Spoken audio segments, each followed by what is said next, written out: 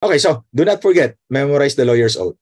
Ang problema natin, dalawa ang lawyer's oath natin ngayon. No? But I was told na huling lawyer's oath, yung old lawyer's oath pang itatanong. Kasi you have to remember, April 13, 2023 lang na inilaunch yung bagong CPRA. So hindi pa yun ang coverage ninyo. Now, kung may time kayo, you also read the new lawyer's oath. Ha?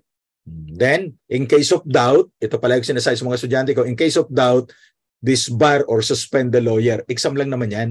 Saka na kayo magdepensa kapag kayo ay nasa actual case na ano. Do not defend the lawyer unless you have a valid defense. Ha? So remember these things. Memorize the lawyer's oath. In case of doubt, disbar. Always rule against the lawyer. Do not defend unless you have a valid defense. Okay? Then, ano bang legal ethics? O yan, tandaan nyo sinabi ni Chief Justice Manuel Moran.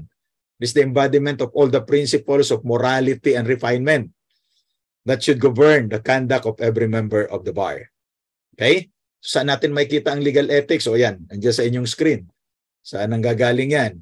Constitution, the rules of court, the CPR muna ngayon ha, pero walang masama kung gagamitin na ninyo yung CPRA.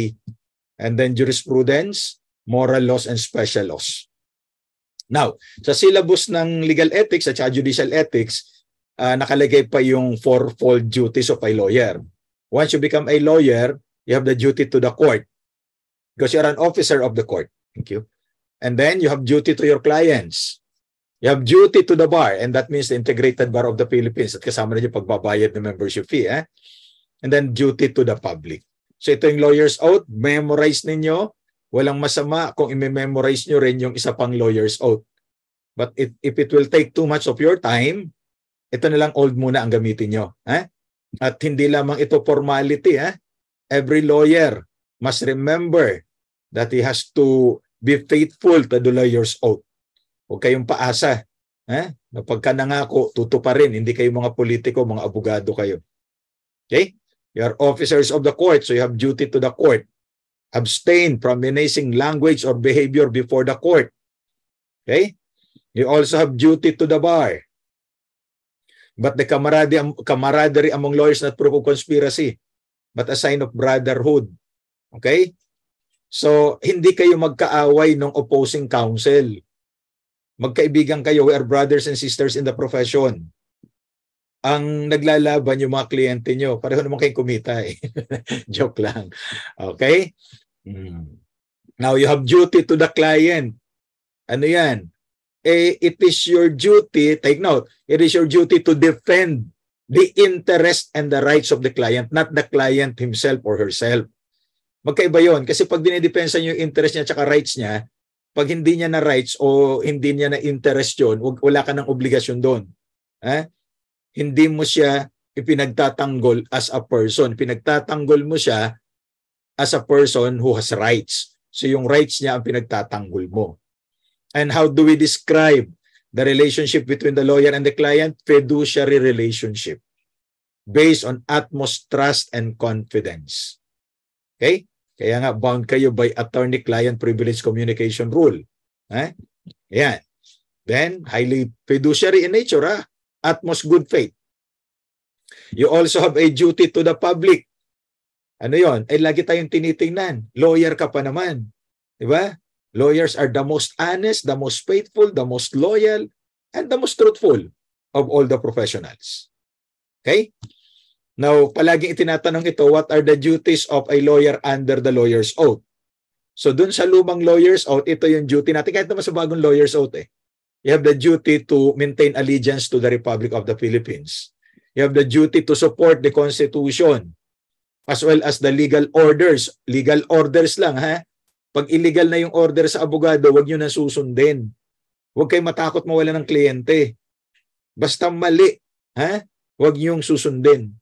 Why? The first rule of morality, do what is good, avoid what is evil. So, pagka mga ganyang, alam nyo, yung trend, di ba? For the past 2 Sundays, case problems. I don't think magtatanong ngayon ng mga enumeration. So be careful how you analyze the problems. At unlike ko sinasabi, you look at the question first before you read the facts. Para alam mo na kaagad ang hinahanap mo. Okay? Now, you also have the duty not to do any falsehood and do not consent to the doing of any falsehood in or out of court.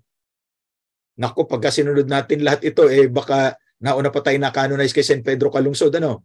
Oh, do not promote or sue any groundless false or unlawful suit. Pagpunta sa iyo, gusto mo magkapera, idemanda ka agad, wag.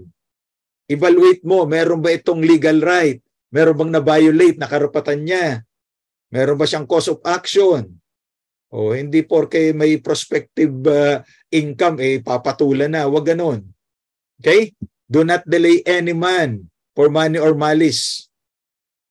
And conduct yourself according to the best of your knowledge and discretion. Okay? And take note, yung admission to the practice of law. It is an exclusive power of the Supreme Court. That's why when you are filing your petition to take the bar exam, you are invoking judicial function. Kaya it is true na judicial function itong pinapasok ninyo. So kung ano yung mga rules, susundin nyo. Kaya nga bawal yung mga unethical behavior during the bar exam. Now, what constitutes the practice of law? Any activity in and out of court. Ang ginagawa ko ngayon, practice of law ito. Yung mga nagle-lecture sa bar review na hindi abogado, they are engaged in the unauthorized practice of law. And do not believe the postings na AI ang mag-check. Nakita siguro ninyo yung post ko kanina dun sa Facebook at saka dun sa group natin na may warning ang Supreme Court at pinapaimbestigahan. Kasi that is unauthorized practice of law. At kumikita yung tao. Di ba? Ito nga nagle-lecture ako sa inyo ng libre tapos yung hindi abogado kumikita. Nasaan ang katarungan? Of course, I am not collecting anything. This is for free. Kaya lang, pag nalalaman mo na hindi abogado nangungulekta ng pera sa mga prospective bar candidates, di ba, it leaves a bad taste in the mouth. Na ikaw nga abogado,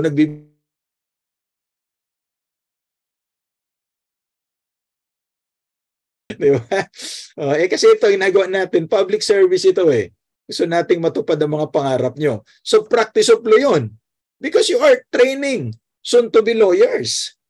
Di ba? Magmula kanina, alam nyo, kabababa ko lang sa aeroplano, kaya lang nakita ko na kailangan nating mag-lecture dahil may poll doon. Sabi nung mga kasamahan ko dito sa bahay, kailangan ko daw mag-lecture. Kahit pagod tayo, sige lang, para makatulong tayo sa mga pangarap nyo. So, tandaan nyo yung ULIP versus legal clinic. To engage in the practice of law is to perform those acts which are characteristics of the profession. Nagtuturo ka sa mga bar candidates, you are teaching law, and yet you are not a lawyer, you're engaged in the unauthorized practice of law. The practice of law is not limited to the conduct of cases in court. So nagbigay ka ng legal advice, ng counsel, nag-prepare ka ng pleadings. That's the reason why pleadings must not be the preparation of pleadings must not be entrusted to non-lawyers. Okay?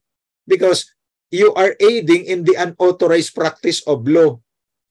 Yan. So what are the basic requirements for the applicants to the admission to the bar? Tingnan nyo na lang yan, pwede nyo i-screen capture yan o balik-balikan nyo sa YouTube.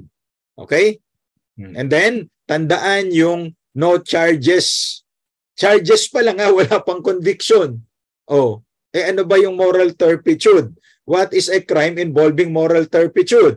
Ang sabi ni Justice Moran, doon sa De Jesus Paras versus Bailoses, yun daw embezzlement, forgery, robbery, swindling. These are crimes that denote moral turpitude.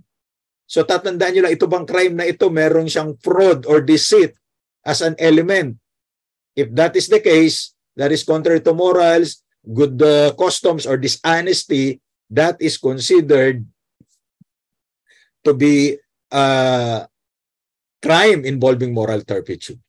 So dati-rati yung mga Filipino citizens lang nag-graduate sa mga law school in the country ang pwede. But under Rule 138 Section 5 as amended, Even those who graduated from foreign law schools, yet they're Filipino citizens, bawal yung mga foreigners. Only Filipino citizens, no? Graduate sa mga foreign law schools, they may be admitted to the bar exam, provided they comply with the following requirements under Bar Matter 1153. O, ayan. Okay? Now, kailangan din magpakita siya ng proof that he has completed a separate bachelor's degree. Kasi in other jurisdiction, pag graduate yata ng senior high school, diretso ka na sa law program. Sa atin hindi. You have to go through a 4-year course at least in college before you enter law school. Okay? Now, dun sa isang kaso, Caronan versus Caronan, hindi siya nakagraduate ng college, pero ginamit niya yung credentials ng kapatid niya, si Patrick. Ang pangalan niya, Richard. Yung kapatid niya, si Patrick, yun na nakagraduate. Tapos, ginamit niya yung mga credentials ni Patrick, nag-enroll siya sa isang law school sa Bayumbong, Nueva Vizcaya. Babanggitin yung pangalan ng St. Mary's University. Nag-enroll sa doon, nakagraduate at nag-take ng bar. So, naging abogado. Oh, ayun, na-disbar. Bakit? Misrepresentation yun. You are using the credential of your brother. So, nagpalit na rin siya ng pangalan. Di ba? At ang pangalan niya kasi Richard. So, ginamit niya yung credentials ni Patrick. Oh, that's a 2016 decision. Nabanggit ko lang yan kasi yung completion of a separate bachelor's degree is a requirement. Now, we all know na kapag ka 1, 2, 3, wag, si Chandelier daw yan. So 1, 2, 3 takes, walang refresher. Pag hindi pa rin sinuwerte on the third time, before you can take the fourth bar exam, you have to take a refresher course. So gaano katagal? Maximum of 2 years pwede mong tapusin kasi 2 semesters yan eh. Minsan hindi natatapos in 2 semesters, so the Supreme Court said up to 2 years pwede mong tapusin. Pero you take the bar within 3 years. Kasi pag hindi ka nakapag-take ng bar exam within 3 years, forfeited na yan. Once walang magagamit yan. Paano nagsimula, tapos after 2 years hindi pa rin siya tapos, forfeited yun. Balik ulit siya, refresher yan. Okay? So what will make you a lawyer? Passing the bar will not make you a lawyer. You need to take an oath before the Supreme Court and Bank, and you have to sign the roll of attorney. Huwag niyong gagayin tong abogadong ito, 32 years hindi pumirma sa roll of attorney. Nalaman niya lang na kailangan niya pala ng roll of attorney, yung roll number, kasi mag-MCLE siya. Kailangan ipakita yung roll number niya pag mag-MCL. Hindi niya alam. Wala siyang roll number. So nag-file siya ng petition. Pinayagan naman siya but he was suspended for 1 year and was imposed a fine of 32,000. So kung tutuusin, parang 1,000 per year yung fine sa kanya. Okay? Now you have to be a member in good standing. Teka, matikas naman ang tayo ko, hindi ba? Hindi. A member in good standing is a member who is paying his membership fee. How much is the membership fee? 2,000 every year. Okay? Pwede ka ba mag-lifetime? After 10 years of good standing. At nakapag-attend ng 5 national or regional convention or both. At nag-render ng 120 hours of free legal aid service. Yan ang mga requirements ngayon. The possession of good moral character is a condition sine qua non and a continuing requirement to be a member of the bar. Kaya dapat lahat ng abogado ay matitino. O yan, nakalagay yan dun sa IBP bylaws. Okay? Paano pag suspendido yung abogado? Tuloy ba ang bayad niya? Oo naman. Kasi member of the bar pa rin siya, suspended lang ang practice. Pag na-disbar, ayun naman, hindi ka na magbabayad. Di ba? Kahit senior citizens ay hindi po exempted from paying IBP membership fee. Okay? And take note, the possession of good moral character is a condition precedent and a continuing requirement. Otherwise, hindi ka na magiging abogado, disbarred ka na. Now, who can practice law in the Philippines? Only Filipino citizens. Okay? Now, a Filipino citizen who acquired foreign citizenship is no longer a member of the bar. A Filipino lawyer, no? Who acquired foreign citizenship is no longer a member of the bar. However, under Republic Act 9225, if he reacquires Philippine citizenship, he can file a petition before the Supreme Court in order for him to be allowed to continue practicing law. Hindi niya i-renounce yung kanyang foreign citizenship. He can practice law provided nag-update siya ng bayad niya sa IBP. Teka muna, lifetime member pala siya dati. Wala na yun. When he became a foreign citizen, hindi na siya member ng IBP. Yun.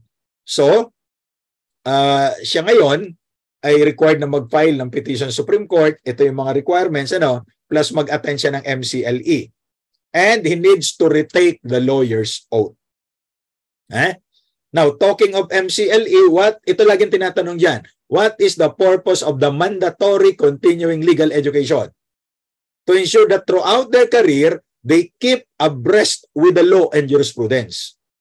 Bakit? Kasi minsan, hindi ka na-updated kung saan kasi ang practice mo, doon ka concentrated So, 36 units yan every 3 years. Ang compliance period yan ay April 14 ang deadline every 3 years. So ngayon ay nasa 7th compliance na. Okay? Hanggang 2025. Kaya pagka nagpa-file ng pleading, kasama yan. And then maintain the ethics of the profession. 6 units ang legal ethics dyan. Hindi tayo nawawalan ng racket dyan. Okay. Nagtuturo tayo ng legal ethics sa MCLE. And enhance the standard of the practice of law. So recently, kawaba ko lang galing sa General Santos dahil meron silang MCLE doon. O yung mga taga-Gensan, galing ako doon sa inyo kanina.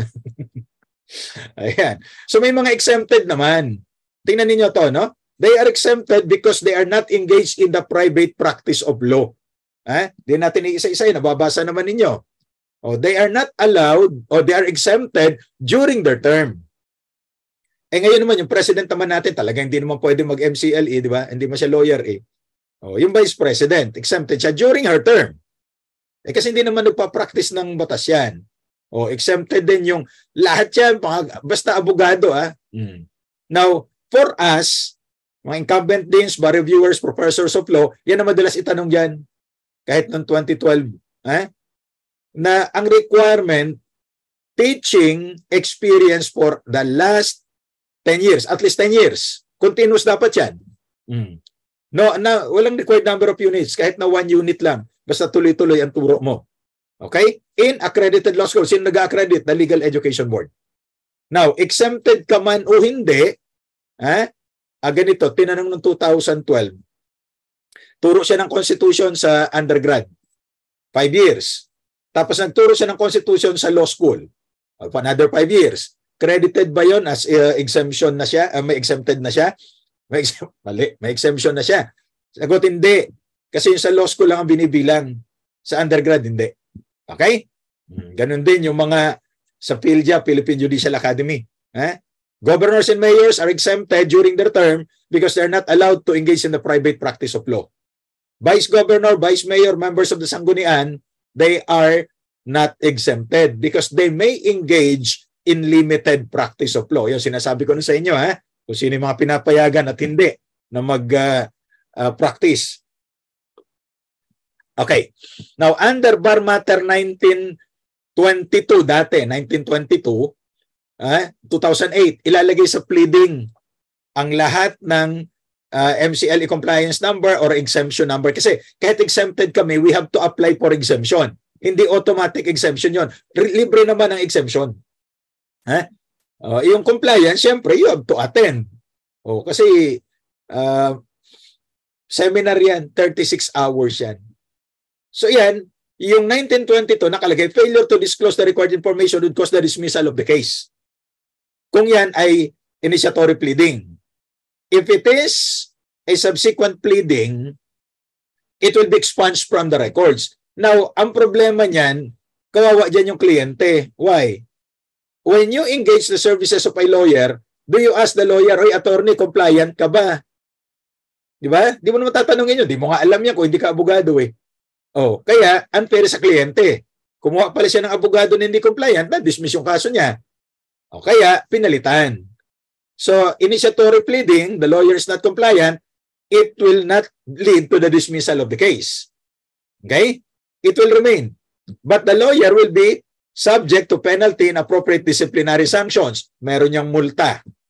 2,000, 3,000, 4,000 for the first, second, third offenses. Now, the non-compliant lawyer will be discharged. Aalisin siya doon sa kaso. Mag-withdraw siya. At ang mangyayari, di siyempre, nag-withdraw na siya. Wala nang abogado yung kliyente. So, anong mangyari doon? I-refund niya lahat ng kanyang bayad na tinanggap. Siguro, yung mga bayad sa kanya per appearance. Pero hindi rin eh. May nagtanong sa akin dyan sa MCLE, pwede bang i-apply yung quantum meruit principle? Of course, you know that. Ano yung quantum meruit? As much as he deserves. Nagtrabaho naman siya eh. Sagot, hindi. Kasi in bad faith si attorney. Bakit? Alam mong hindi ka compliant eh. Bakit ka tumanggap ng kaso? Sana nag-comply ka na lang. Okay? Take note, may nasuspindi at may mga na-disbar na dyan. Mapalad versus Ichanes. Gustilo versus De La Cruz. Na-disbar kasi ang ginagamit ay fake MCLE compliance number. So wag na wag yung gagamitin yan. Ito namang isang abogado, Arnado versus Adasa, ang inilalagay niya, MCLE application for exemption under process. Pwede ba yon? Hindi. Ang ilalagay mo lang doon, compliance number or exemption number. Yun lang. Kasi may mga nagpa-practice naman. Tulad ko, nagpa-practice, exempted. Di ba? So ilalagay mo lang doon yung exemption number. Pero nag-apply ka ng exemption. For one compliance period, one compliance number, one exemption period, one exemption number. Hindi po pwedeng dalawa. Kasi doon sa kasong Turla versus Karingal, itong si attorney, ay naglagay ng MCLE exemption number 2 and 3. Ay hindi pwede yun. Red flag agad yun. Ang exemption, isang compliance period lang. Okay? So, ano yung konsepto ng ambulance chasing? Hindi naman siguro papadefine sa inyo yan. Sabi ng isang estudyante ko, you are tailgating an ambulance. Masyado ka namang literal. Hindi ganun. Ano ba nakasakay sa ambulansya? Ay di na-aksidente o mamamatay. So ano yun? Naghahabol ka ng kliyente. Kasi kung na-aksidente yan, torts and damages, pwede mo habulin, di ba? O kaya, kung yan ay mamamatay na, ay may succession yan eh. So sure client yan. So you do not run after a client. Let the client come to you. Okay? Bakit? Kasi, if you come to the client, you would do anything to please that client. Di ba? Kasi gusto mo magtuloy yung engagement. Kumikita ka eh. Take note always that lawyering is not a money-making venture. Tatandaan nyo palagi yan. Lawyering is not a business. It is public service. One may reach the highest eminence without making much money. Huwag palaging pera ang habol. Ano sabi ni St. Paul sa kanyang first letter to Timothy chapter 6 verse 10? The love of money is the root of all kinds of evils. It's not money but the love of money. Ay nasabi ko yan dun sa di si Jinky ang may problema. Ay nasa Jensen pala ako. Hindi naman. Di ba? So ambulance chasing is wrong. It is advertising. Di ba? Hindi naman lahat ng forms of advertisement ay bawal. Pwede ka magbigay ng calling card. Basahin yung Ulik versus Legal Clinic. Ano yung mga laman ng calling card? Naglagay ka dun sa likuran ng picture. Kung kaaya-aya yung picture, wala namang problema. Pero naglagay ka doon na we extend financial assistance to OFWs in distress. Ay, mali yan. Ambulance chasing yan. So parang ano yan sino pipiliin mo? Yung mahal mo o yung mahal ka? Pagka mahal mo, gagawin mo lahat. Di ba? Para ma-please siya. Pero pag mahal ka, ikaw ang i-please niyan. Okay. Now, as lawyers, you do not always file cases. Allow parties to reconcile. An attorney who is overly officious in instigating or encouraging prosecution. You are stirring up quarrel. Ay bara 3 yan. Bara 3 is a crime involving moral turpitude, sabi ng Korte Suprema, na sa ground for disbarment or suspension. Okay? And lawyers are entitled to our livelihood. Although it is service, but I tell you, like kung kinikwento sa mga estudyante ko ito, kauna-una ang attorney's fees na natanggap ko, painting ng ibon. Why? Walang pambayad yung kliyente. Kaya lang, ako na may pangako, na tutulong tayo. Nasabi dun sa Matthew 25 verse 40, whatever you may have done to the least of these my brethren, you are doing it unto me. Okay? So tulungan natin yung mga nangangailangan. Pero pagka may pera naman, huwag kang papayag na apihin ka, na hindi ka babayaran. Although the court discourages filing of suits to collect attorney's fees, in some instances, the court allows it. Kasi hindi naman tayo pwedeng mabiktima ng injustice. Di ba? May isang kliyente nagbayad ng more than 300,000 doon sa isang nagpapanggap. Naku, ang dami kasi nagpapanggap ng mga abogado eh. Lalo na yung, hindi ko nilalahat pero yung mga hindi nakalusot sa bar, gigil na gigil mag-practice, hindi nila napipigilan minsan na gumagawa na pala sila. They're already engaged in the practice of law. Yet they're not lawyers. Okay? So, nagbayad ng more than 300,000 doon sa fake lawyer, hindi pala lawyer. Gusto niyang pakasuhan ngayon. Kasi ang involved dito ay 10 million check. Nakwento ko na sa mga estudyante ko sa legal ethics yan. Tapos, nung sinisingil ko, ang gusto niya, ang acceptance fee, 10,000 o 15,000, something like that. Matagal na ito eh. Sabi ko, teka, parang hindi tama. Yung fake na abogado, nagbayad kayo ng 300,000. O sa akin na totoong abogado at may YouTube channel, magbabayad lang kayo ng 10,000, ay nasaan naman ang hustisya, di ba? And to think na 10 million yung amount ng cheque na subject of BP 22. So take note, may concept ng attorney's fees. There are two concepts. Number one, ordinary concept. You engage my services, you pay my fees, employment ang basis. Diba? That's why in my class, I do not want my students calling me attorney. Because you are not my clients, you are my students, you call me sir. Outside the class, well, you can call me anything you want to call me. But please don't call me baby unless you mean it. Okay? Then, extraordinary concept. Ano yung extraordinary concept? Ito, ayan ay in the form of damages. So pag nanalo ka, ina-awardan ka ng attorney's fees. Yun ang extraordinary concept. But remember, not every time a party wins in a litigation is entitled to attorney's fees. The court does not give premium on litigation. Makatarungan ba yung acceptance fee? Makatarungan yon, hindi yun illegal. Why? Kasi anong reason for acceptance fees legality? Number one, when I accepted your case, I will be devoted to that case, and I will lose time for other cases. Mawalan ako ng other income generating opportunity. Second, based on the conflict of interest rule. Yung conflict of interest. Pag hinawakan ko yung kaso mo, hindi ko na mahawakan yung kaso ng kalaban mo. So I am deprived of another income generating opportunity. Workers are entitled to their rewards. Di ba? So kaya, yun ang acceptance fee. Appearance fee. Pag hindi ba natuloy ang hearing, hindi ka na entitled sa appearance fee. Entitled ka pa rin pag nagpunta ka sa korte. Why? It's not the actual hearing that is being paid.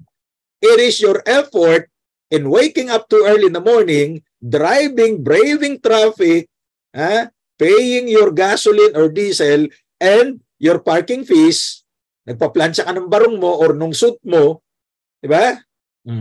Tapos pagdating doon, sabihin ng kliyente, hindi mo natuloy ang hearing, di ko na kayo babayaran. That is unjust. Pwede kang mag-withdraw dyan.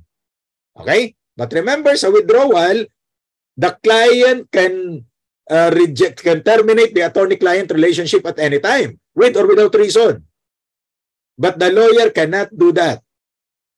If you want to terminate attorney-client relationship, kailangan mag-file ka ng notice of withdrawal with the conformity of the client. Ngayon, may mga client na ayaw kang pa-withdrawin, ayaw pumirma, pero hindi ka naman binabayaran. Take note of the instances in which you can withdraw your appearance even without the consent of the client. Ang gagawin mo dyan, ipapile mo ito sa korte explaining why the client did not consent to your withdrawal. And wait for the approval of the court before your actual withdrawal of appearance. Alam mo, nag-file ka ng notice of withdrawal Monday, may hearing kayo sa Friday, walang pirma ng kliyente. Kasi pag may pirma ng kliyente, may conformity na i-file mo sa korte, okay na yon. Pero walang conformity yung kliyente. Oh, ipapaliwanag mo bakit walang conformity si client. Sabi mo, hindi nagbabayad yan ng attorney's fees ko. O kaya gusto niyang paggawain ako ng mga illegal na bagay, ayokong gawin.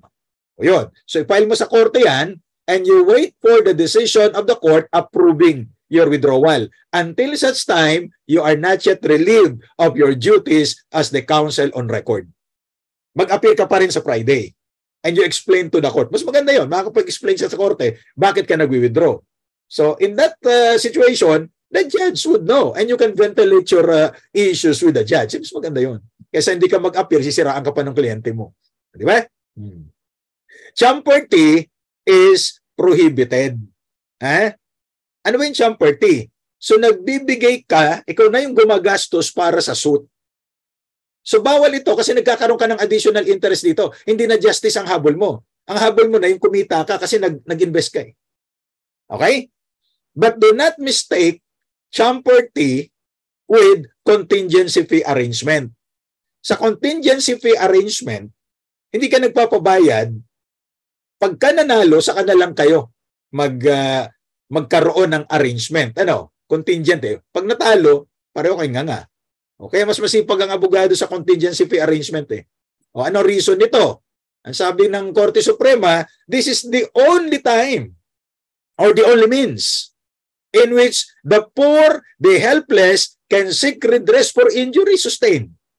Kasi kung walang papayag na walang bayad, ay kawawa naman itong mga litigants na walang pambayad. So hindi na sila magkakaroon ng abogado, they will not have their day in court. Now, that's the reason for contingency fee. But champerty is not allowed. Okay? Now, yung binanggit ko kanina, principle of quantum meruit, as much as you deserve. Provided na legal, no? Kailan ba nangyayari ito? Kasi, for example, I filed a case, I was the lawyer, I filed a complaint involving a collection of sum of money, probably around 6 million. So, may usapan kami na bukod doon sa mga fees, normally merong success fee na 10%. Yung iba 15%. Depende kung gaano ka nangangailangan yung abogado. Sa akin kasi wala naman ako masyadong problema sa pera. May puno kami niyan eh. Hindi nga lang namumunga. Ayan. So, nangyari, na-appoint ako sa government position or I ran for public office. O iwanan ko na yun, mag-withdraw ako. Okay? In the middle of the pendency of the case. Eventually, nanalo. Ako nag-initiate. So entitled pa rin ako dun sa principle of quantum meruit. Hanggang saan ba yung trinabaho ko? So kung 10% ang usapan, baka pwedeng 5% na lang. Ayun. But it will not apply doon sa non-compliant lawyer because the lawyer was in bad faith in the first place. Okay? Take note that lawyers are not allowed to advertise. Kahit sa Facebook. Okay? Mas maganda yung bagong CPRA kasi meron na tayong responsible use of social media. At may nadisbar na kaagad dyan. Okay? The case of Lau versus Kausing. Doon pala yun sa lugar na yun sa may Cotabato. Nag-lecture ako sa General Santos. Kasama siya doon sa lecture ko. Totoo naman kasi kung ano-anong paninira pala ang ipinost niya sa Facebook na inaakusahan niya na corrupt yung chairman ng Bids and Awards Committee ng DSWD Region 12. So sabi ng Korte Suprema, alam mo palang corrupt. Ba't hindi mo kasuhan sa ombudsman? Bakit kinasuhan mo sa Facebook? Hindi naman korte ang Facebook. Di ba? Time and again, lawyers are reminded that the practice of law is a profession, not a business. Lawyers should not advertise their talents as merchants advertise their wares. Yan nga sabi ni Justice Leonen, hoy, mga nagpo-post sa Facebook, na mga desisyon, na nanalo ko, napanalo na naman ako. Naku, iwas-iwasan nyo yan. Ano sabi ni Justice Leonen? Bragging is not good lawyering. Ba't kailangan pagyabang? Diba? Siguro sobrang tuwa mo. Pagyabang mo doon sa mga kaibigan mo, huwag mo na i-post sa Facebook. Because that will degrade the legal profession. Okay? To allow lawyers to advertise their talents or skills is to commercialize the practice of law.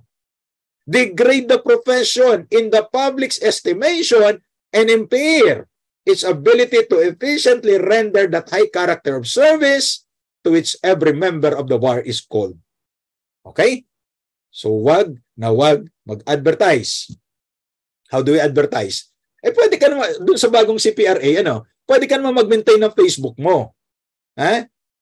Kaya lang pag may mga nagtanong doon, yung general concern, hindi pwede kang sumagot. Pero pagka may mga specific details na, sabi ng bagong CPRA, that will establish attorney-client relationship. Kasi po, yung asawa ko, hindi na umuwi. Ha? Di specific detail na yan. O nagbigay ka ng advice, according to the court, that will create attorney-client relationship. Pero kung ganito ang tanong, ano po ba ang dapat gawin sa mga babae na binubugbog ang kanilang husband? Ay nagbigay ka ng sagot, wala po tayong batas except physical injuries ang ipapile ninyo. General yan. So it does not create attorney-client relationship. Pero pag nagbigay pa ng mga detalye at pinatulan mo pa, that will create attorney-client relationship. Bound ka na dyan. Okay. Now, take note also of the law student practice rule.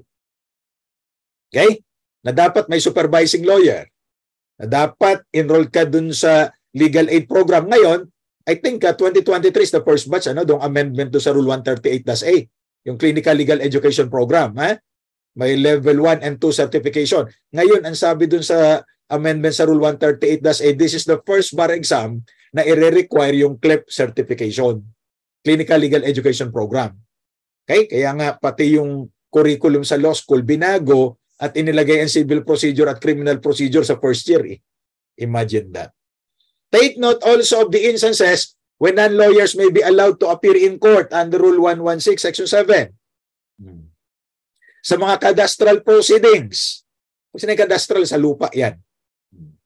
And then, sa mga administrative bodies like the Labor Code, Article 228. Diba?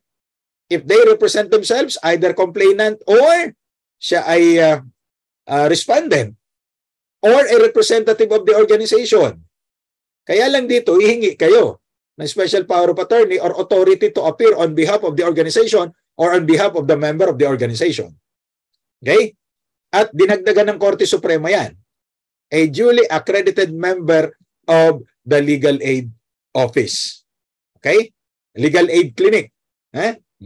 At ito na naman yung MCLE, napasingit lang yan. Ibig sabihin, itatanong yan, kaya lagi nandyan. I'm not claiming to know the questions. Binibigay ko lang sa yung general principle. Kung makakatulong sa inyo, well and good. Kung hindi makakatulong, it's all right. Tandaan that disciplinary proceedings against lawyers are sui generis. It's not civil, it is not criminal. It is not intended to inflict punishment. So it's not a criminal prosecution. So ano mga penalties? Ang pinakasikat dyan, suspension. So during the period of suspension, the lawyer must refrain from practicing law. A lawyer, while suspended, was tasked by the law firm to prepare pleadings. Okay? Nalaman ng Supreme Court, dinisbar siya. Preparation of pleadings is a practice of law. Diba? Nagre-research ka dyan bakit yung mga paralegal ginagawa nila yan? May pirma yung abogado. Nako, pagka nagkahigpitan dyan, yari tayo dyan. Kaya never ako nagpa-prepare ng pleading kahit kanino. Kasi uulitin ko rin naman, so ako nang gumagawa. Anyway, masanay naman ako sa solo practice. Ayan. So, ang suspension dyan, ay may nasuspend ng 3 months, meron 6 months, 1 year, 2 years, 3 years. In the case of anonymous complaint against Attorney Coontian, 5 years. Okay? So pag natapos yung period of suspension, hindi pwedeng mag-resume kagad siya ng practice of law. Kailangan niyang mag-file ng sworn statement sa Office of the Bar Confidant. Okay, Bar Confidant. Na nakapag-complain na siya, natapos na yung period of suspension, ngayon may indefinite suspension. Kailan siya magpa-file? After 3 years. Pag indefinite yung suspension. Although, bihira itong ipataw ng Korte Suprema. Pero pag inilagay na indefinite suspension, Kailan siya magpa-file ng sworn statement sa Office of the Confidant? After 3 years from the effective date of suspension. Okay? So, may abogado suspended, natapos yung period of suspension na 1 year, nag-practice na kaagad. Hindi nag-file ng sworn statement doon sa Office of the Bar Confidant. Disbarment yan. Sapra versus Pagatpatan somewhere in Surigao. Oh.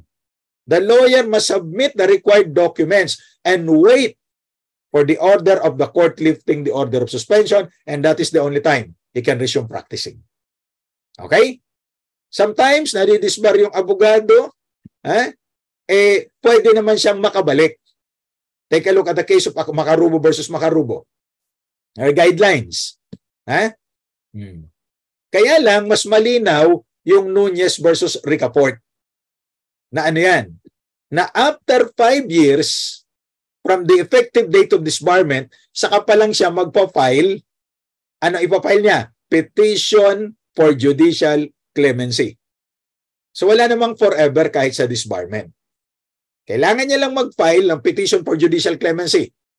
Alleging among others na nagsisi na siya, na mayroong proof of remorse o reformation, pagkasundo siya doon sa complainant kung kaya pa makipagkasundo.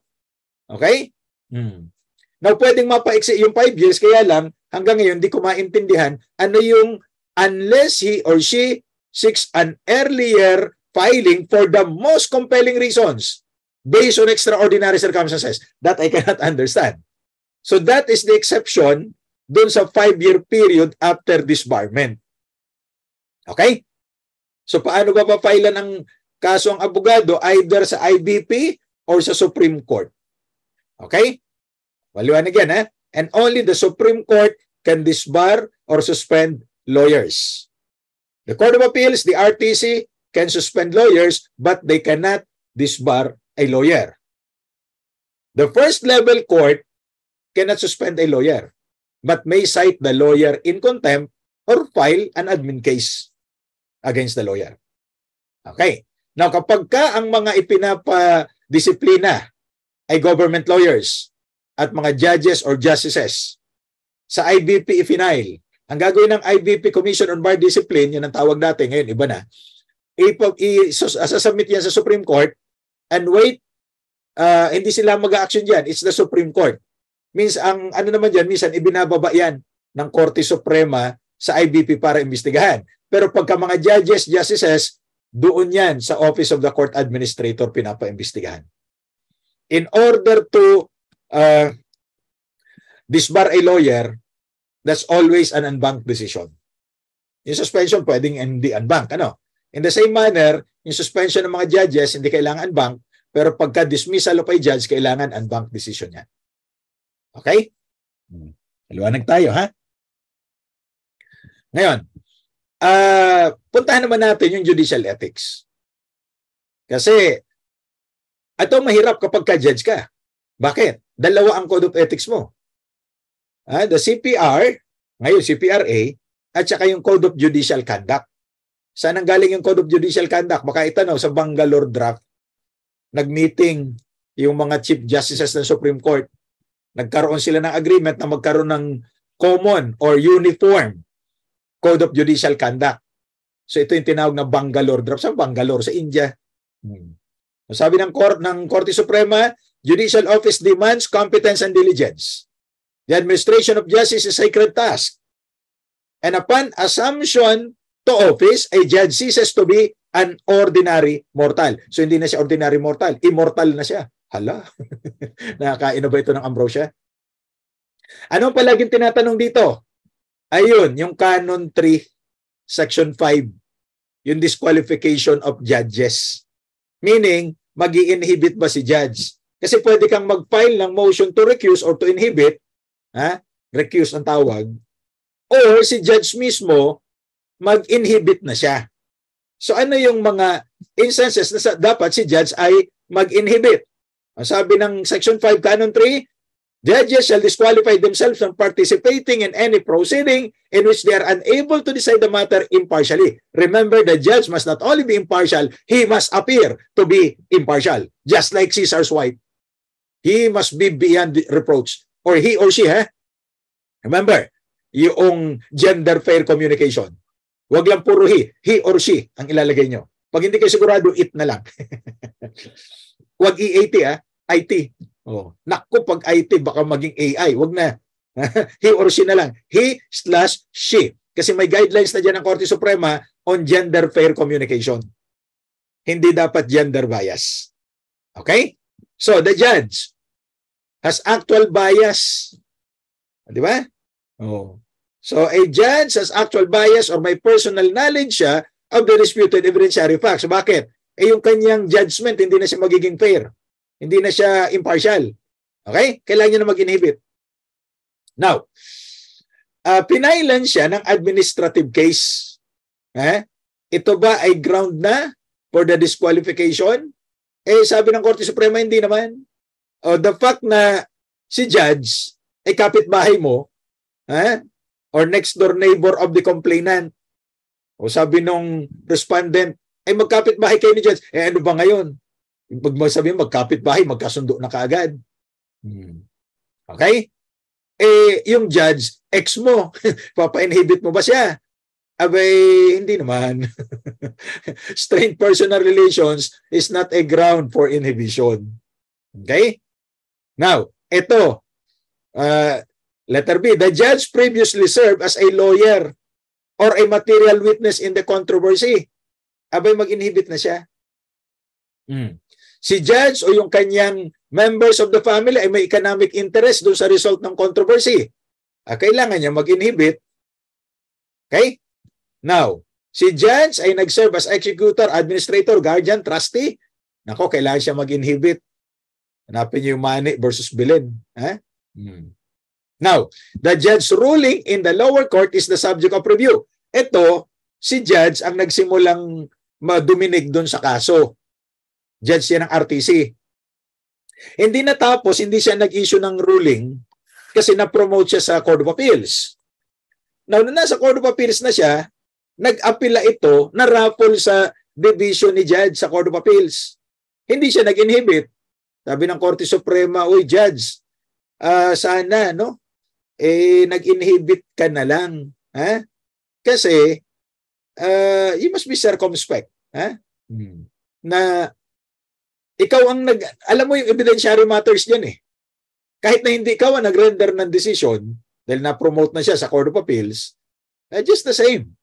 You have to exercise discretion and prudence na nag-inhibit ka na lang sana. Wala namang masama eh. Marami naman kayo sa Court of Appeals eh. Okay? Now, ito yung palaging itinatanong. Si judge is related by consanguinity or affinity to the litigant up to 4th civil degree pag counsel. Pag litigant, up to 6th civil degree. Kaya yung isang judge doon na naghawak sa kaso ni Senator Laila de Lima, I forgot the name of the judge, ipinapadisiplina nung kampo ni Laila de Lima kasi yung pala, si judge, kapatid niya pala yung abogado na nag-assist doon sa Kongreso nung iniimbestigahan itong si De Lima at saka si Ronnie Dayan. Okay? Kaya, hindi niya dinisclose, hindi nag-inhibit si judge. Yun yata yung judge, I'm not sure Ito yata yung judge na dininay yung petition for bail ni Laila de Lima. So nakitaan siya ngayon. Kapatid mo pala yung abogado na well, let's see. Nandun sa Office of the Court Administrator. Nandaan. Ito palagi tinatanong, Pag party litigant, dapat si judge ay mag-inhibit kapag kamag-anak niya yung litigant up to 6th civil degree. Pag abogado yung kamag-anak niya on either side, up to 4th civil degree. Nasaan ang mga degrees of relationship na yan? Ayan. 4th civil degree, pinsang buo. Meron bang pinsang durog o pinsang basag? Di yung 5th and 6th, layo na no. Pagka mga litigants up to 6, pagka counsel up to 4th lamang. Kung second cousin ko si judge, pwede lang hindi siya mag-inhibit kasi yung pinsang buo lang first cousin lang yan. Okay? Now, yung ba magka-brad kayo o sis kayo sa brad kayo sa fraternity ni judge, sis kayo sa sorority, dapat ba siya mag-inhibit? Sabi ng Korte Suprema, hindi. Hindi niya kailangan mag-inhibit. Kasi mga asosasyon lang naman. Otherwise, di lahat na lang mag-inhibit. Ano?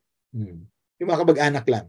Now, what about Republic Act 9946? Ito yung mga judges na nagretiro. Pwede pa ba silang mag-practice?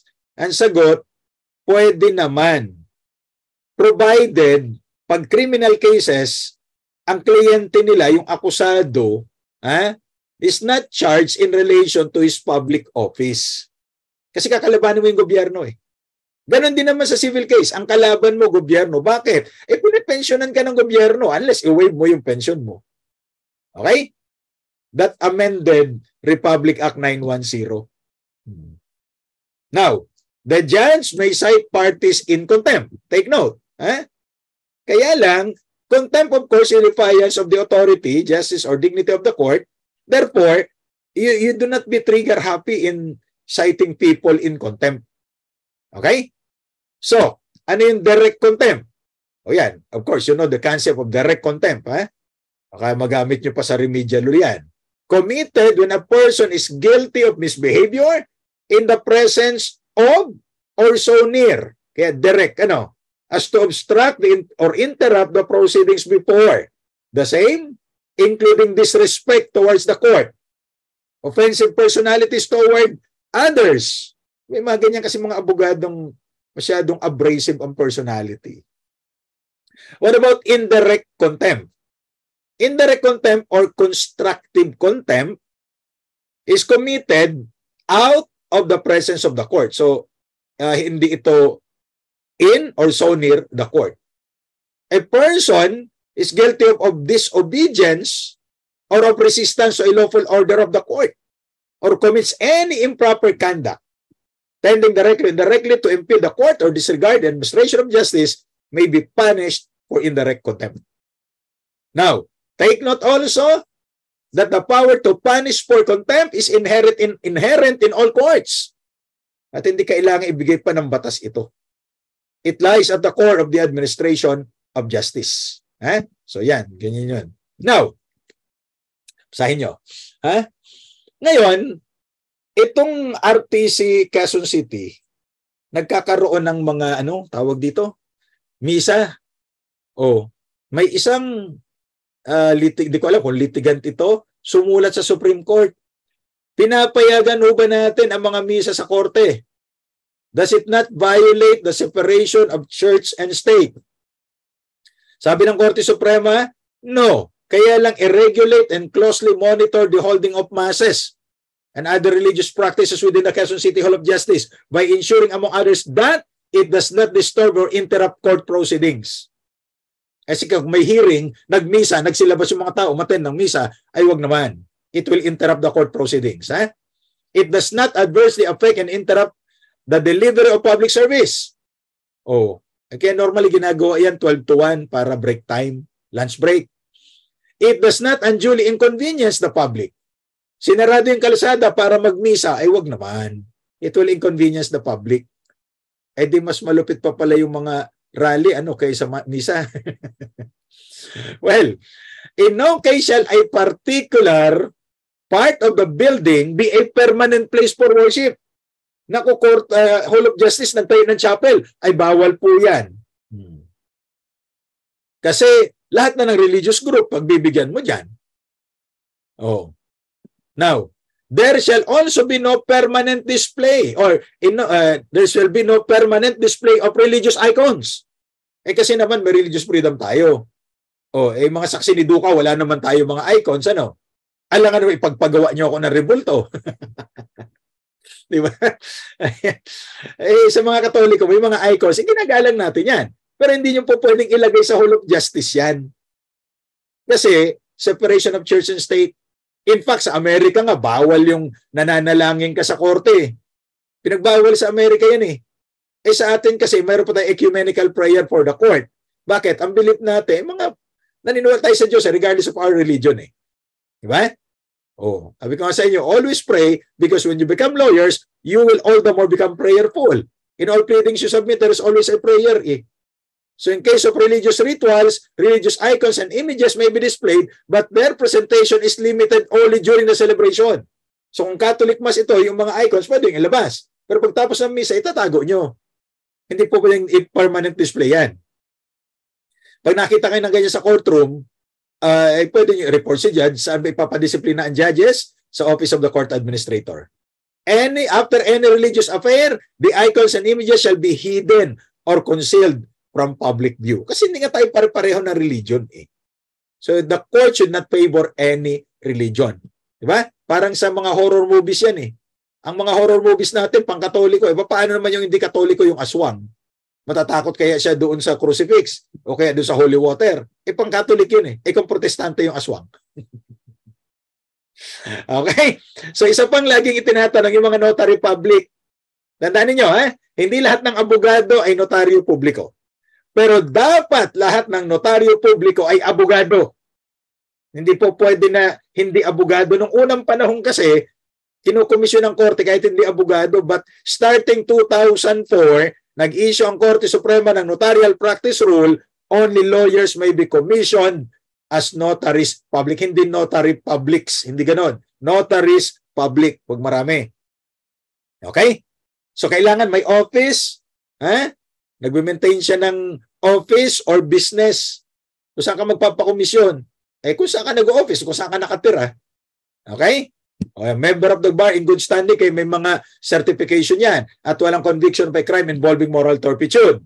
Tinanong ito ni Attorney Carrillo nung siya ay examiner noong 2012. Gaano katagal ba ang notarial commission ng isang abogado? May kita nyo dun sa pirma ng abogado, di ba? Notary public until December 31. Ang sabi ng Notarial Practice Rule of 2004, nagsisimula ito at the time na kinomisyon ka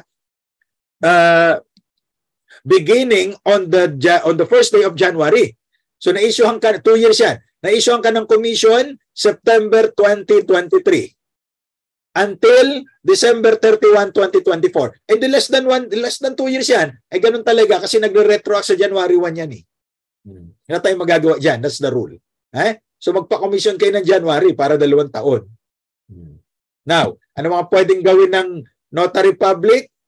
Hindi yan. Ano ba yung acknowledgement? Ang acknowledgement inilalagay doon sa mga contracts, mga agreements.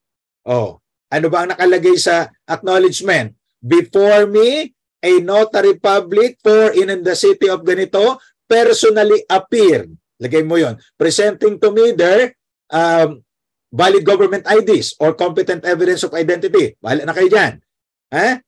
And stating to me that they voluntarily executed the foregoing instrument. Yon. Ano naman yung jurat? Subscribe and sworn to before me. This day of ganito ganyan, affiant showing to me. Saan ilalagay yan? Dun sa mga affidavit, sa mga undertaking. Sa oath, lalagay yan. Yan ang jurat. Okay? Now, as a general rule, ang mga notary public ay doon lang sa kanilang area of commission, area of territorial jurisdiction ang tawag dyan. Ano yun? Pagka-inisyohan ka, mag-a-apply ka kasi sa RTC. You have to apply at the RTC of the place. Normally ganito, no? Halimbawa, IBP Quezon City ka member, sa Quezon City ka mag-a-apply. Kasi hingian ka ng certification from the IBP that you are a member in good standing. So for example, ako ay sa Rizal chapter, doon ako sa Rizal nagpa-komisyon. Ayan. So doon lang yan. Pagka-inisyohan ka ng commission ng korte, nakalagay yung iyong notarial commission, nakalagay doon yung jurisdiction mo. Now for the City of Manila, dito lang sila sa Maynila pwedeng magnotaryo. Sa mga probinsya kasi, for example, Binangonan, Angono at saka Cardona. So 3 munisipyo, magkakalapit naman yun eh. But in the City of Manila, sa Manila lang siya, hindi siya pwedeng magnotaryo doon sa sa Quezon City. Tingnan nyo ito, may notary public. Nako, delikado yan. Now, ang exception dito ay notarial act may be performed outside the office. pero within the territorial jurisdiction. Halimbawa, public convention. Si attorney, ang kanyang opisina ay nasa Espanya, Manila. Okay? Nagpunta siya doon sa Manila Hotel kasi nag-attend siya ng MCLE. Dala-dala niya yung notarial seal niya. Pwede ba siya magnotaryo doon? Pwede kasi nasa Maynila pa rin siya. Okay? Yung pangalawa yan. Yung una, may hearing siya sa City Hall. Dala-dala niya yung kanyang notarial seal. Pwede siya magnotaryo doon. Public offices yan eh. Okay? Pero nasa Manila. Pag may hearing siya sa Quezon City Hall, hindi siya pwede magnotaryo doon. For the purpose of passing the bar exam, yan isasagot nyo. Kasi pagka nagpa-practice na ibang ginagawa ng mga notaryo publiko. Okay? Now, yan, nag-attend siya ng MCLE sa Manila Hotel. Nasa Manila pa rin. Nag-attend siya ng MCLE doon sa Shangri-La, sa Ortigas. Ay, hindi na siya pwede magnotaryo doon. Manila ang commission niya eh. Take note of that. Hospital and medical institutions. Alangan naman yung may sakit lalabas pa ng ospital para magpanotaryo. So pinuntahan niya. Pero Philippine General Hospital. Nasa Maynila yan. So pwede siya magnotaryo. Kasi Manila ang commission niya eh. Naka-confine sa St. Luke's. Either BGC or Quezon City, hindi siya pwede magnotaryo doon. Bakit? Outside Manila na yan eh. Now, any nakadetain sa City Jail ng Manila, pwede siya magnotaryo doon. Quezon City Jail, hindi na pwede. So yun lang tatandaan nyo palagi. Ito yung mga exception pero within his territorial jurisdiction. Bawal magnotaryo pag hindi mo kaharap yung tao. Why? Kasi you are deceiving the public. Bakit? Kasi ganito, no? Pagka doon sa acknowledgement, ang sabi mo, before me, a notary public for so-and-so. Personally appear. Hindi nag-appear yung mga tao. Kailangan ba lahat ng parties mag-appear? Yes, even their witnesses. For the purpose of passing the bar exam, yan isasagot nyo. Sa practice, minsan, di na ginagawa yan. Kasi pinapadala na lang. Bawal yan. Matsyempohan kayo dyan. Pagjurat, subscribed and sworn to before me. Nilagdaan at sinumpaan sa harapan ko. Hindi mo kaharap. So, nagsisinungaling ka. Dapat yung mga parties dito kilala mo. Hindi naman lahat ng tao kilala mo eh. Unless si attorney kilala natin yan. Di ba? Pero yung mga taong di mo kilala, hindi mo na ba inonotaryo? Pwede naman mag-present lang ng competent evidence of identity. Ano ang hahanapin nyo? May picture, may address, may pangalan, may signature. Para pwede nyong i-compare. Ako, pagka nagnotaryo, medyo ibang signature. Pwede ba pakipirma uli? Titingnan lang natin kung pareho. So ano ang competent evidence of identity? Di lahat ng mga government-issued ID. Okay? All of them are government-issued ID. Ayan, doble na. Kasama ba dito, kung nagtatrabaho kayo sa gobyerno, pwede yung office ID ninyo. Government office, pwede yan. Bawal ang private office ID. Why? Hindi ginaganto yan ng gobyerno yan eh. Ngayon, pwede ba dito yung IBP ID? Sorry to tell you, my dear friends. Kahit ako'y abogado, hindi namin pwedeng gamitin as competent evidence of identity yung IBP ID. Why? Taboso versus Gomos. IBP is not a public office. It is a sui generis institution. Ang mga naririyan ay private practitioners delegated with public function. So anong epekto nito? Yung mga opisyal ng IBP, hindi kailangan mag-file ng kanilang SALN kasi hindi naman sila government officers. They are not public officials. Pwede ba ang CTC? CTC hindi po pwede. Iringan versus Attorney Gumangan. CTC is not a competent evidence of identity. Why? Napakadaling kumuha niyan eh. Tapos may picture ka ba dyan? Wala eh. So it's not accepted as a competent evidence of identity. Huwag kayong maglagay ng inyong, huwag nyo inotaryo, pag hindi nyo kilala yung mga tao, unless meron nga, Tapos, he shall not affix an official signature kung incomplete.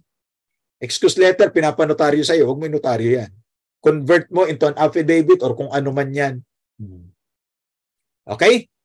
At, huwag na huwag din magnotaryo pag hindi nyo kaharap yung tao. Now, the notary public is also disqualified from performing notarial act if he is a party to the document or instrument. Okay? Binibenta mo yung kotse mo, notary public ka, ikaw na nagnotaryo para matipid. Bawal yun. Oh. Pinagbabawal din po kung tatanggap ka ng direct or indirect result, any commission. Kung meron kang financial kung dyan, bawal mo inotaryo yan. At yan pa, up to 4th civil degree. Oh. A spouse, common law partner, ancestor, descendant. Kaya gagalit yung mga kapatid ko eh. Pati yung pinsan ko nagagalit eh. Bakit? Hindi ko pwede inotaryo yung mga dokumento nyo. Ito na lang 100 pampanotaryo. Hindi daw 100 eh. Saan kasi libre. Why? Up to 4th civil degree, hindi pwede. Lalo na pagkapilido mo, di ba? During the pandemic, nagkaroon ng interim rules on remote notarization. Napakahirap niyan. Kung gusto nyo basahin nyo, pero I don't think itatanong yan. Tapos ng pandemic, so hindi na ginagamit yan. Pero kahit na remote notarization, inonotaryo mo pa rin within your territorial jurisdiction. Kasi meron yan time and date stamp. Kailan mo ninotaryo, saan mo ninotaryo. So hindi pa rin pwede magpanotaryo yung mga nasa abroad, nandito ka, magsusum lang kayo. Ay bawal yon. Paano ipapanotaryo yung dokumento? Dali nila doon sa embassy ng Pilipinas kung nasaan sila. So why is notarization important? Because it will convert a private document to a public instrument. So pag present mo yan sa korte, it is admissible in evidence without need of preliminary proof of authenticity and due execution. Kasi sinumpaan mo na ito sa notary public eh. A notary public is empowered to perform a variety of notarial acts. Now, in the performance of these acts, you have to be mindful that you have the power to convert a private instrument to a public document. So, meron kayong notarial register. Yan ang actual na notarial register. 106 pages yan. Hindi nyo malalagyan yung page 1. Nakaspread yan. So, page 2 na. Bakit hindi? Kasi certification lang yung sa page 1. So, ano mga ilalagay ninyo? Ayan, ganito Yan ang actual na nakaspread. Yung isang spread na ganyan, nakita nyo sa screen ninyo, yan ay isang page. So, kung unang notarial register mo yan, yan ang book 1. Yung kauna-unahan mong dokumento, document number 1. Yung page 2, hindi pwedeng page 3 agad. Yung iba kasi hinuhulaan na lang eh. May nakita ako 10,000 yung document. Hala, paano nagkasya sa isang libro yung 10,000 documents mo? Hindi pwede yan. Kasi ang isang page, just one page will contain just 5 documents. Sunod-sunod yan. 106 pages. Pag natapos mo yan, book 2 ka na. Di ba? Ngayon, kung hindi mo natapos, series kung anong taon. Kung hindi mo natapos yan, tulad ko, di naman ako full-time nagnonotaryo pagka may mga gusto lang makalibre. Di hanggang ngayon, from 2007, nasa book 6 pa rin ako. Bakit? Hindi ko natatapos eh. Sayang naman. More than 1,000 ang isang notarial register eh. Saan ba binibili ito? Sa Supreme Court, there was a time na nagkaubusan yan eh. Okay? So yun. So lalagay nyo rin doon yung competent evidence of identity. Now, pagka lawyer ka at commission ka as notary public, naku, mas malaki ang obligasyon mo. Kasi pwede kang masuspinde as a lawyer for violation of the lawyer's oath and the CPR. Pwede ka rin matanggalan ng commission as a notary public. Okay? At normally, pag tinanggalan ng commission as notary public, may ban na 2 years at least. Okay? Bakit kailangan ng personal appearance? Abi pa ma-verify mo, ikaw ba talaga ito? At saka pag hindi mo pinag-appear, yung tao, nagsisinungaling ka eh. Kasi sabi mo, subscribe and sworn to before me. Hindi mo nga nakita eh. Di ba? Ayan. And then, ito, sabi niya, hindi na, itong kaso ng Agbulos versus Attorney Biray, medyo in good faith naman yung abogado. Kaya lang ang problema kasi, nag-execute ng affidavit. Yung affiant, hindi nagpakita kay Attorney Biray. Ang nagpakita sa kanya, dala-dala yung affidavit itong dulyente, kliyente niya dati yan. At ang dala-dala lang ay CTC nung affiant. Later on, present sa korte, dinibinay nitong affiant. So pinatawag si attorney. dinalaman, may admit niya na hindi niya nakita itong appliant, si Dolyante lang ang nagpakita, dinideny ngayon ng appliant na inauthorize niya si Dolyante. Dinasuspindi si Attorney Biray for 1 year, tinanggal yung kanyang commission at hindi siya pwede commission for another 2 years. And take note, the notary public must perform the notarial act personally. Ang dami natin nakikita ng mga notaries public na nagpe-perform ay sekretary nila, sila ang pumipirma. Nako, sabi ko bawal yan. Ha? At hindi nagkakasalang notary public, ha? Pero malapit dito sa Quezon City, yun, nakalagay, karwa sa baba, notary public sa baba, nagkakasal. Kailan pa natutong magkasalang notary public? Ha? Unless, siguro, ministro siya. Kasi katulad ko, meron akong certificate to solemnize marriages. Kaya lang di ko ginagawa. Mas mahal kasi yung nullity. Di ba? So ito, si Attorney Quintana, diyan niya sa bandang Cotabato, ang ginagawa niya, ang nagnonotaryo, yung misis niya, siguro niniwala siya na absolute community of property naman ito eh. Di ba? Under the family code. Aba, hindi kasama dyan ang notarization. Okay? So you must perform the notarial act personally.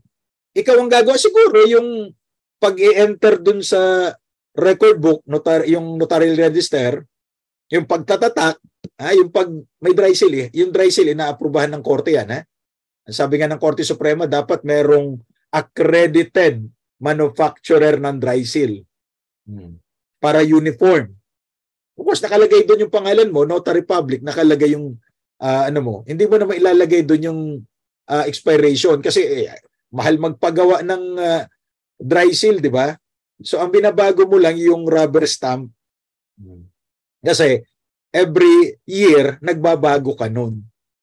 Bakit? Ang inilalagay mo doon yung MCL compliance number, yung commission number mo, yung roll number, IBP number, pati PTR inilalagay. So kaya yung PTR at taon-taon binabayaran yan. Okay? For personal tax receipt. So you have to pay that every year. So mapapalitan yun. O yan. So, you have to perform the notarial act yourself, personally. Hindi pwedeng ipasa kahit kanino yan. Ano ba yun? Kasi you have to ascertain, tama ba ito? At saka ikaw dapat ang personal appearance, tapos ang kaharap yung asawa mo, hindi naman notary public. Okay? Now, what happens to a defective notarization? Ito ay contract of lease. Pinanotaryo. Ito pala si attorney, expired na yung kanyang commission, ninotaryo niya pa rin. Nako, dinasuspindi yung abogado. Pero, itong si document, sabi ng Korte Suprema, valid pa rin naman yan. Why? Kahit naman din yung panotaryo, private contract yan, okay lang yan. But it will make a difference kapag ka ito ay jurat. Kasi nanumpa ka sa kanya, wala naman pala siyang authority na pasumpain ka. Pasumpa-sumpa ka pa. Diba? So, magiging void yun. Even your assumption to office, void yan kung nanumpa ka sa notary public na hindi naman pala commission or nag-expire na yung commission. Okay?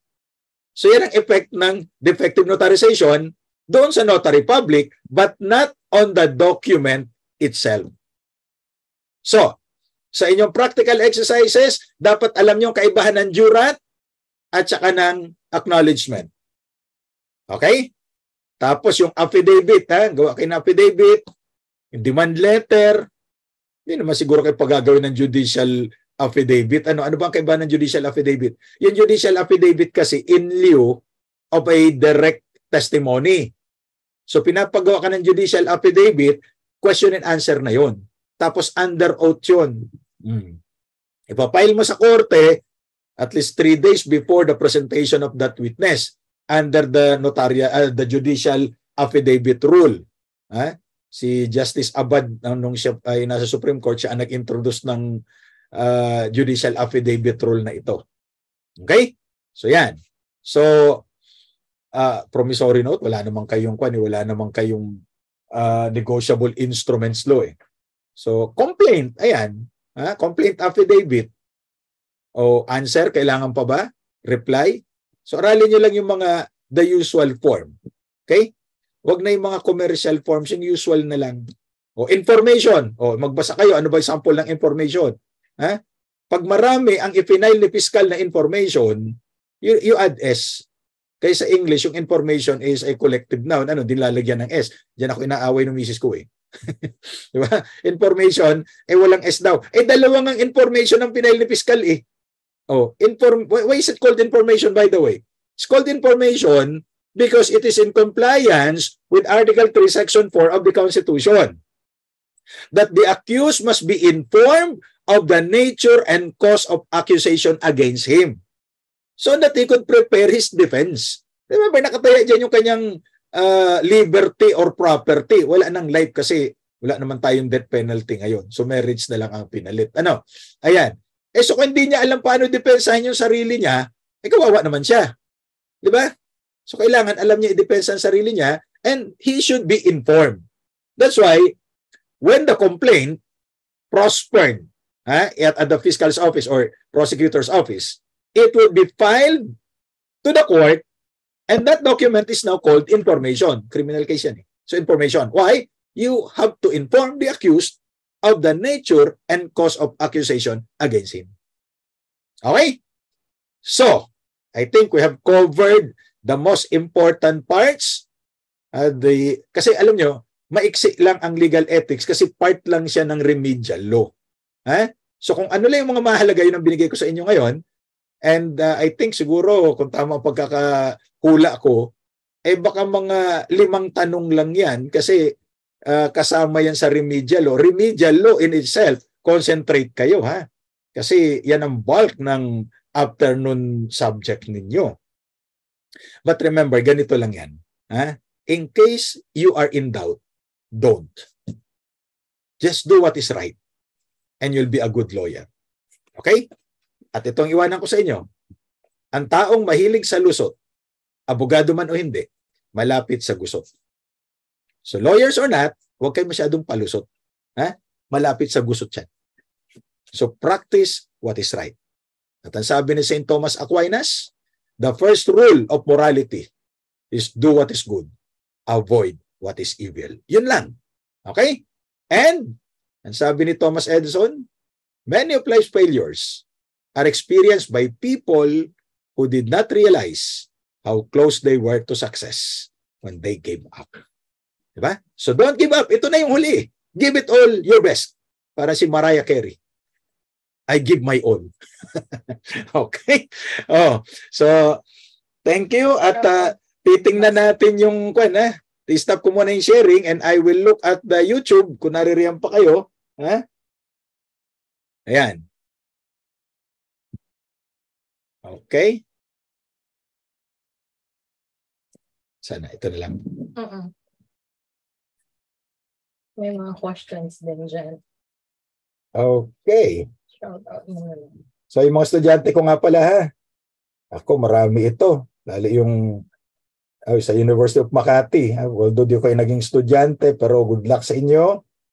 Siyempre, sa ating alma mater, San Sebastian College, sa Arellano School of Law, yung kapitbahay ng Arellano, yung ang tawag dito, Manila Adventist College, School of Law and Jurisprudence.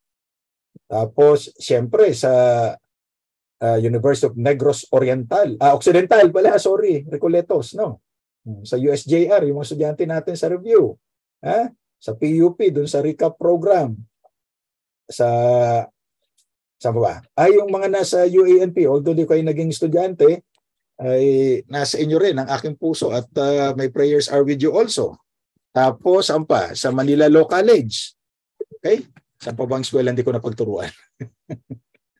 Ayan. So, yung mga questions ninyo, palit muna tayo. Ay, hindi ko na pwede ito.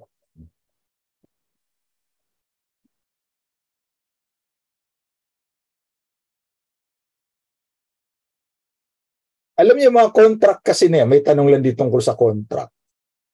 Ang pag-draft niyan, ay downloadable naman yan sa internet. So, I don't think practice of law yung pag-draft niyan. Kaya kung papanotaryo ninyo, saka lang siya magiging public instrument. So, saka lang, yung drafting of the contract itself is not practice of law. Because even private individuals can do that. Downloadable yan eh.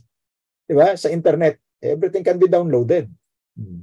Pero yung magtuturo ka sa mga kandidato para mag-take ng bar at hindi ka abogado, unless ang itinuturo mo ay hindi law, siguro yung grammar, yung English language, baka sakali.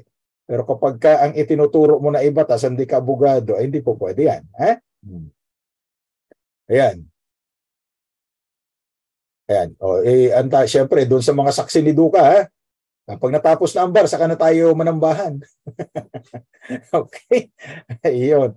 Salamat sa mga supporters natin. Ayun. Ayan. So, libre lang yan because freely you have received. Freely give. Hindi ako naniniwala doon sa pag tumulong ka, nagpapabayad ka. Huwag naman ganun. Okay. So, tingnan natin yung iba pa.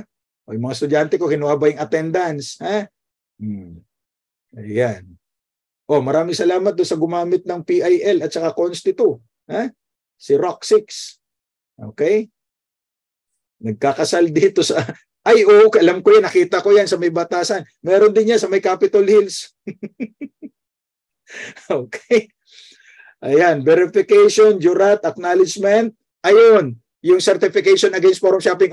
Ganito certification against forum shopping or certification of non-forum shopping. Kasi nakatanggap ako ng pleading ang nakalagay, certification against non-forum shopping. Mali yun. Forum shopping yun. Yung verification, bine-verify nung affiant o noong party na nabasa niya at naintindihan niya, yun nakalagay sa verification. Kasi alam naman ng korte na gumawa niyan abogado So kaya may verification so that alam niya, based on his personal knowledge, nag-a-agree siya sa nilalaman ng kanyang pleading. Like for example, yung kanyang complaint. Diba? Yun. Tapos meron kang certification against forum shopping kasi ang lawyer who engages in forum shopping ay pwedeng madisiplina. You have that case of Villanueva versus Alentahan. Although the lawyer there was suspended for just 3 months for engaging in forum shopping. So, bakit ba kasi forum shopping? Parang sa jowa nyo yan Pag may jowa ka na, huwag ka na hanap ng iba. Doon ka na lang, mag-stick ka na lang. Okay. Ano pa mga tanong natin dito? Diyos mabalos man sa Indong Gabos, Maray na banggi sa Indo. Now, in notarial po, pwede po bang mag-authorize? Hindi pwede. Sinabi na natin kanina, ng authorized representative bawal. Dapat ang nagnonotaryo, ang notary public, personal niyang gagawin. Doon nga sa Judge Lacandano versus Attorney Quintana. Si Attorney Quintana, ang nagnonotaryo, yung misis niya, bawal pa Misis niya na yun. What the husband owns, the wife owns. Hindi po kasama doon ang notarial commission. Okay. Then, dalawa yung screen kong tinitingnan para makita ko yung mga comments ninyo. Quit claim and labor cases. Sige lang. Sa quit claim naman, sinasabi nyo lang doon, natanggap ko na ito, nagkaunawaan na kami, and I am perpetually releasing the employer from any and all obligations arising out of this transaction or issues. Ganun lang. Alam nyo, simplify the process. Pagka yung mga affidavit, huwag nyo nalagyan ng mga panahon ni Shakespeare. Nakalagay, affiant further saith not. Wala na nga sinabi mo pa. Diba? Keep it short and simple. Simple English will do. Para hindi na kayo mahirapan. Kasi the more na kino-complicate ninyo ang mga bagay-bagay, the more na delikado kayo. Okay? So yan. So I think we have covered everything. End na natin para kayo makapagpahinga. And remember, my prayers are with you so that by December, you'll be joining us in the group of the noble and honorable men and women in the country, the Integrated Bar of the Philippines. Good luck sa inyo lahat. Dagan salamat sa pagpaminaw. Maray na banggi sa Indong Gabos. Okay? Maayong gabi sa tanan.